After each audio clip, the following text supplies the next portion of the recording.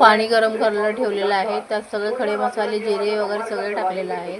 पाणी उकळूस तर आपण तांदूळ भिजत घेऊया. हे आहे बासमती तांदूळ भिजत घातलेला आहे. 1 तास तरी भिजत ठेवायचं आहे बासमती तांदूळ. चला आपण आता व्हेज भाजी कशी कटिंग करतो ते बघूया. हे कांदा कापलाय फ्राय करण्यासाठी, तेल गरम होते आणि व्हेज बिर्याणीसाठी फ्लावर, गाजर, बटाटा आणि शिमला मिरची हे धुवून घेतले. आता त्याच्यामध्ये बाकीचे सगळे मसाले टाकून घेऊया. पाणी उकळले, आता आपण भात टाकून घेऊया. तांदूळ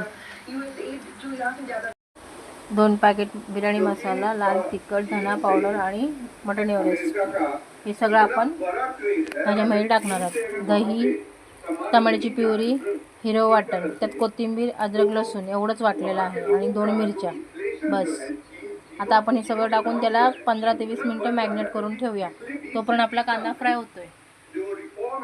हे बघा आपला भात मस्तपैकी फुलला आहे. हे बघा आपले दाणे बघू शकता किती मोठे मोठे झालेत.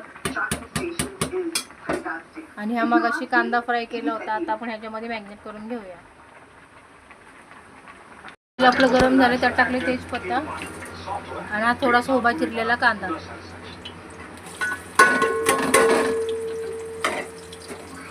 आता हे थोडंसं ब्राऊन होईपर्यंत हे करायचं.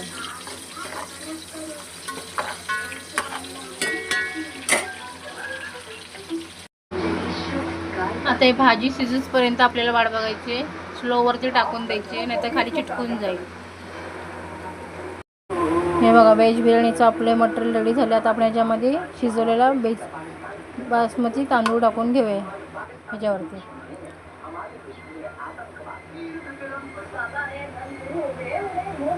तर ह्याच्यावरती बासमती तांदूळ घेऊया टाकून.